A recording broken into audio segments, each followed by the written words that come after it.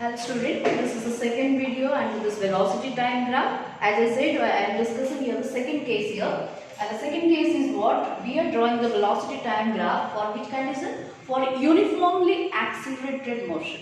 Now the question is, what do you mean by uniform acceleration? So whenever the term uniform comes, uniform means a constant value. So that means uniform acceleration means the body will be having a constant acceleration. So that means its acceleration throughout its motion will remain the same. That is called as what? Uniformly accelerated motion.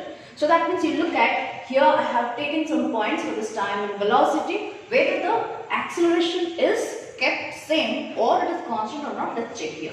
So here I have taken when the time is 0, velocity is 0. When time is 2 seconds, velocity is 5 meters per second. Now if suppose I wanted to find out what is the acceleration between this 0 to 2 seconds. So for this one, for this gap, now what is this velocity change? Look at, this is the initial velocity 0, final velocity became 5. So what is the change in velocity? That is 5. So change in velocity is 5 by, what is the time interval here? 2. So 5 by 2 equals to 2.5 meter per second square, because we are finding acceleration here. So that's what is the acceleration we got here? So acceleration equals to 2.5 meter per second square. Similarly, take the next interval 2 to 4 seconds. If you look at this interval 2 to 4 seconds, here what is the change in the velocity? So here also 10 minus 5 is giving you what? So this is 5 divided the interval of time is 2. So again it is 2.5 meter per second square. So that means here also we have seen the same acceleration is maintained.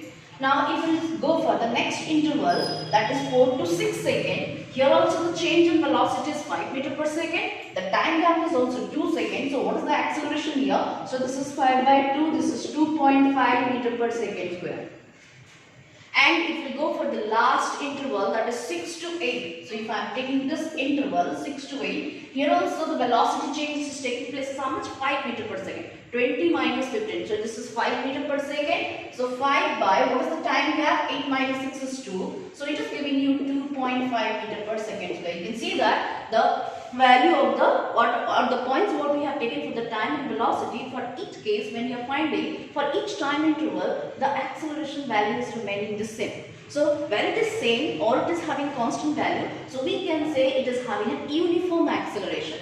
So what is that points we have taken in the table? So it's right. Now let's plot these points in the graph. Okay, so we have to plot the velocity time graph for uniformly accelerated motion. Now let's plot here. So when time is 0, velocity is 0. So this is the first point, okay, which is the origin. Next 2 seconds. So here velocity is 5. So this is the thing. This is how we can plot the point. So this is the second point. Third one is when time is 4 seconds, it is velocity is 4 meter per second. Okay. Now when it is 4 over, when it is 6 seconds, it is 15. And the last one is when it is 8 seconds, the velocity is what? 20. Okay, look at 8, it is 20 meter per second. Now we have plotted the points. Now if you join these points, you will see that, so it will come out what? It is a straight line. Okay, it will be a straight line, but this line is inclined to the time axis. So this is the graph. Remember, for this case when it is uniformly accelerated motion, so what is the characteristics of this graph? It is a straight line. It is a straight line inclined to the time axis. Inclined to the time axis. And this is the case, you can see this graph is passing through the origin. And why this happened? Why is this passing through the origin? Because when time is 0, the body was having 0 velocity. That means it is at rest. Okay, so when body is at rest, in the sense it is not started its motion. When the time is 0, it is at rest. So in that case, what happens? The graph will be passing through the origin. It is an inclined graph, but it will be passing through the origin. So remember that. But if when the time is 0, the body is having certain velocity, in that case your velocity time graph, this velocity time graph, it will never pass through origin. Okay, but what will happen? In that case, it will be starting from some other points. Instead of passing through the origin, it will be an inclined graph, but it will start from the other points. So remember this, if the body starts from the rest, then the graph is inclined to the time axis, but it should pass through the origin.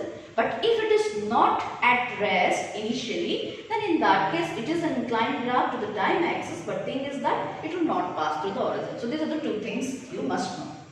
Okay, now how this graph can help you? So this graph, as the previous case we have discussed, we can determine the magnitude of the displacement or the distance from this graph. Okay, this is what we have seen in the previous case, so exactly the same way. And the second one, since it is a straight line inclined to the time axis, some inclination is there, we can find the slope of this graph. And the slope of velocity time graph gives you what? Acceleration. Okay, remember this, how to find the acceleration? So acceleration from velocity time graph we can determine by finding what? Slope of velocity time graph.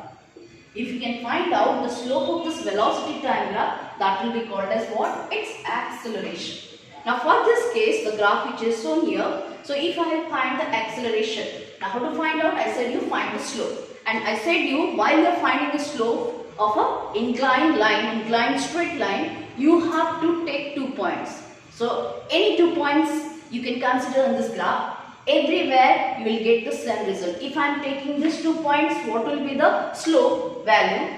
If I am taking these 2 points, the slope value will remain the same. If I am taking these 2 points, also the slope will be the same. If I am taking these 2 points, also the slope will remain the same. Or if I am taking this and this 2 points, so that means any 2 points you choose, acceleration will remain the same because it is a straight line inclined to the time axis. Okay, so for your convenience, let's suppose I have taken these 2 points. This is one, and this is one. I have taken 2 points. This is your origin, and let's suppose this is point A.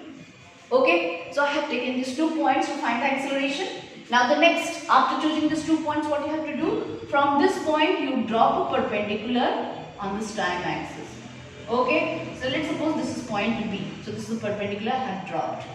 So in between all this, if I remove, so your graph will appear something like this. So OAB, it is now a right angle triangle. Now we have to find out the acceleration. As I said, acceleration is the slope, and slopes, what is the formula I said you? Change in the y-axis divided by change in the x-axis. And in this particular figure, change in y-axis referred to AB and change in x-axis referred to what? OB. Okay, so let's find out what is this length AB and what is the length OB. So in this graph, A corresponds to velocity 20 meter per second, B corresponds to 0. So what is the difference between these two? 20 minus 0. Or you can say this is the final point having velocity 20 meter per second. This is the initial point having velocity 0 meter per second. So final minus initial gives you the change in velocity divided by change in time. Now O corresponds to 0 time means 0 second, and B corresponds to time equals to 8 seconds. So the difference of this two will be giving the time interval. So this will be 8 minus 0. So that will be equals to 20 by 8. And that will be nothing but here, like suppose 2 4 jar, this is 2 10 jar. So 10 by 4 will be equals to what? 2.5 meter per second square. Okay, so that means earlier case while we are plotting this point, so here we are calculating the acceleration value is 2.5. Even from the graph also we have calculated this, and the value is same 2.5 meter per second. And as I said, any 2 points you choose in this graph, so it will be always giving you the same result. This is how we are finding the acceleration from this graph. Okay, and if suppose I need to find out what is the magnitude of the displacement, then I have to find the area below this portion, and that will be giving you what is the magnitude of the displacement, or you can say the distance covered. Let's suppose for this case, now suppose I need to find out what is the distance covered here. So distance covered in 4 seconds. Suppose, 8 seconds, suppose distance covered in 8 seconds. Now how to find out the distance? So as I said, distance will be what? Area under this graph. So area of which portion? Area under the graph is start. This is O to A. This line is the graph. Under this portion which is bound with this time axis. So that means the portion is looking like a what? A right angle triangle. So area of OAB triangle. And what is this area formula? This is half into base into height, because a triangle's area is this one. So that's it, half into OB into AB. And that will be equals to 1 by 2. What is OB length? That is that 8 minus 0, that is 8.